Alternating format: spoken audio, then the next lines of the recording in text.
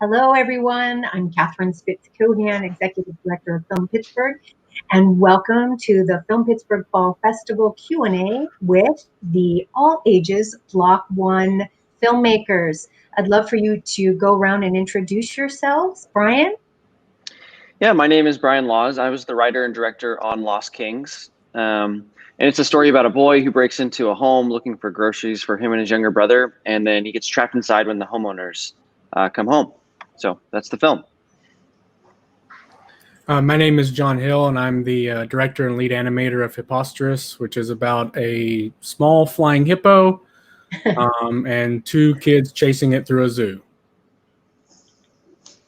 Matthew? Oh yeah, hi. I'm Matthew Fridg, and I'm the writer and director of Saving Amelia, which is a film about two young sisters who have to overcome their sibling rivalry to potentially change the course of history when they stumble across an old radio and find they're speaking to Amelia Earhart.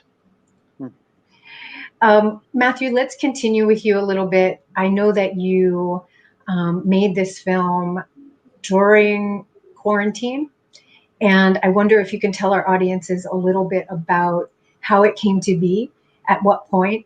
I also know that it stars your daughters, and so if you could tell us a little bit about that, I think the audience would enjoy hearing about that. Absolutely, yeah. I wrote the script a couple of years ago when I went down a Wikipedia bunny trail on Amelia Earhart and found just all the different theories of her disappearance fascinating. So when we were all locked together in the house, we thought, well, we should do something with this time. And I happened to have an old camera, and that was kind of frustrating. I was like, man, I wish I had like a new, better camera, but we just kind of took what we had, the props that we had. We had picked up an old radio from antique store down the street and went in our attic. I had no lights. I had one window, fortunately, in the attic, and had just had to use that one window to light everything that we could. And so when the kids had a couple days for their spring break, which happened, they were virtuals, but that happened during the lockdown. We spent 3 or 4 days in our attic and around the house filming. And of course, it was my two daughters. So they were really excited at first. And then when they realized you have to do shots over and over and over again in different takes, it got to them a little bit. But we all still love each other. And it was a really fun experience. Wow. When you wrote the film, did you have them in mind as acting in it? Not initially, but we read it together for fun, maybe a year before we filmed. And that's when the idea of, well, maybe someday we could have them do it, and it didn't have any COVID related stuff in it. And I actually felt the script was lacking something. And so I kind of dragged my feet on it. And when they were stuck at home, sort of that little piece felt like it was the last piece of the puzzle for the script. And it felt like, well, this is the right time to buckle down and do it. Gotcha. And tell our audiences where you're located. I'm located in Latrobe, Pennsylvania. Fantastic. Great. John, tell us a little bit about Hipposterous and also where are you located? Well, I'm currently in Mobile, Alabama. Okay. But when I was making the film, I was actually in Tennessee. Hipposterous was my master's thesis film for my master's in 2D animation. Obviously I had to make the film. But it was primarily an opportunity for me because I was teaching at the time at a for-profit school for animation, of getting students in Tennessee kind of more opportunities that felt more like studio opportunities and internships. So in addition to me kind of directing and animating it, a lot of the assistant animators were bachelor level students who just excelled in their regular classes or had a greater interest in 2D animation or something like that. So that's kind of the impetus for the film more than anything. like Matthew, my film doesn't have dialogue, but there is some voice acting in it, some screams and squeals and yells and shouts and stuff. And that's both my son and my niece, Lovey, who are the characters, who are the two children who chase the hippo throughout the film. Animation is really long and hard to do. So, how long did it take you to animate this film? If I had done it all like at once, it probably would have taken about 8 months, but instead it was spread out over about 4.5 years. Oh, wow. Because I was teaching full time and also working freelance, basically full time, and then also making the film.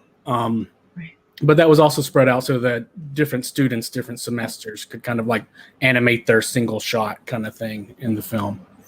Yeah. I love that it was diverse, that you had, characters, animals that looked different, had different color skin. I just, thought that was a really nice touch. Can you address that at all, or how did that come to be? For me, it was a really natural thing to do because my niece is biracial. So she's, the color of her skin is the color of her skin. And so it wasn't really anything that was necessarily like pre-planned or anything. Gotcha. It felt kind of interesting, and I mean, it sounds kind of stupid sounding now, but it felt kind of interesting and transgressive when I did the pre-production on the film 5 years ago. But now we have a lot of like diversity in animation. You have a lot of shows on Cartoon Network and Nickelodeon stuff that have a lot of different races represented. But at the time when I was first developing it, it actually had this level of it felt novel. And I can remember showing it to advisors and stuff and them saying things like, oh, why are they two different races? Like literally they're like, aren't they related? And I'm like, yeah, they're families that have more than one race in them. Well, thank you. Yeah. Thank you. Brian, tell us a little bit about Lost Kings. How it came to be. The idea for Lost Kings actually started with a feature film. I have a longer idea that I wrote first. And then after finishing that script, I felt like a good idea to get that momentum going around that feature would be to do the short proof of concept. So I adapted the proof of concept, and that was the most literal, path to making the short. But before the feature, even, I think there was an interest in just situations that have a moral ambiguity to it. That's kind of interesting to me. So thinking through things like, what would it be like to journey with someone who breaks into a home looking for food, whereas the family's not seeing the situation is going to assume someone broke in maybe for more malicious intent or something like that. So that was an initial spark of inspiration. And I'm naturally drawn towards stories like that anyway, that is going to introduce the audience to someone that maybe the audience could classically put them in a very black and white box of understanding. I like to create a story that creates a lot of empathy for my characters, where people might leave the theater seeing things a little more gray, or having, a more understanding of the other side than they maybe typically had. So that's some form of that all kind of inspired the short. Right. I really appreciated the telling of a story of a teenager. He wasn't a little kid. He was a teenager who is searching for food because he doesn't have enough at home. And I thought that was a really interesting idea. It wasn't stereotypical in any way. And I really appreciated that. And there was a lot of ambiguity. I couldn't really tell whether the young woman at the end knew him, or whether, like they went to school together, or maybe they just saw each other in school. But I just thought it was clearly they were the same age. So there was a connection. So I really appreciated that. So all wonderful films. I'm super grateful to you all for allowing us to show them. Any challenges that you dealt with on set, fun stories that you'd like to share with us? Just maybe I don't know, Matthew, do you want to start if you have anything? Yeah, I mean, I think, one of the interesting things about it was after filming it, I had more footage of my daughters than, I probably ever would have had filming Christmases and birthdays. And it didn't make me sad, but it made me very sentimental for a moment to think, like, when they're older, I'll have all these outtakes and all this footage of the movie, but just them on camera. And I don't know, it just kind of brought a little bit of a tear to my eye to think about that. And yeah, it was just, I don't know, it was just something very special for me about it. And I don't know if anybody else will ever be able to share in that with me other than my wife, but it was just a very unique filmmaking experience after making, a few different shorts that were very, M. Night style or very emo or whatever, and just to do something just much more emotional and heartfelt. So the real question is, do the girls get along better than they did in the film? No. They have their moments, but there was some acting, but there was also some true life improv, true to life. Method acting, we'll call it. Great. For them, Brian, what about you? Any challenges or fun stories from the making of your film? There's a couple that come to mind. The whole process was pretty special because there was a lot that went in just to get it to get to the first day on set. There was so much work before that, but sure. Just assembling the right team, and there's a lot of stories with that. But one of the more challenging things was the blocking involved. So we found a specific house that would work with the script, and we adapted a little bit to make that work with kind of the natural flow of the story. But within that, there was still a lot of timing of different actors need to barely missing each other. And right. I was and really on top of that, with that yeah, I mean, and in looking at, my cinematographer did a great job with his movement. He was one variable, and then, you had our actors that had to hit their marks, and their emotions had to be true, and timing had to be right and believable. There was points where, people just miss each other and it was too close. You're like, you would have seen someone. But so that was really tricky. I remember one point on set, just kind of standing in the middle of the house. The whole crew was just kind of standing around with just a little brief moment of panic, because it was just like, oh, we got to get this one thing right to set up the rest of it. It's the moment for those people will have watched the short, I assume. So I assume this is after it on the viewing thing. It's not much of a spoiler, but when he swings around, he comes in the stairwell and he pops back into the house, and then he's up against the wall, and the mother's coming up past him. The daughter ends up coming up. There was a moment where we all just had to take a big breath and be like, okay, let's strategize and figure out how to get it. But it was really rewarding once it finally worked, because it's very tense to watch it happen that way. But it was really hard too. So right, I have to be honest with you. I was so in the moment of watching the film that it didn't even occur to me, because as I recall, it was like a narrow space also. But I didn't even think about the technical stuff. So I think you did your job really well, because good. Oftentimes I'm looking at the lighting or the this or the that, and I wasn't at all. I was like, oh my gosh, they're gonna bust him. I was trying to shoot it in a way. I knew that it would be very disorienting, and also the stakes wouldn't be as high as if the audience lost track of where they were in the house. So as many chances as we had to shoot across multiple spaces seemed to help people connect where they were at. So I hope that's probably why you didn't think about it, is because usually you were oriented in 2 to 3 different spaces shooting through it, and it allowed you to play with different characters and space. But it also made for a much better shot. That was something I kind of saw in a lot of other films that did suspense really well, was just doing more blocking in one shot versus doing a lot of cuts, because the cuts almost give you a breath, whereas good blocking kind of makes you hold your breath while it all unravels. So that was the challenge, and I'm glad it worked. Yeah, it really did. John, what about you? Any fun stories or challenges for you? Yeah, I mean, it's different when you're doing an animation, because it's kind of like being in the quarantine times, pre-quarantine, because it's a lot of kind of just sitting at a desk by yourself doing drawing after drawing after drawing after drawing.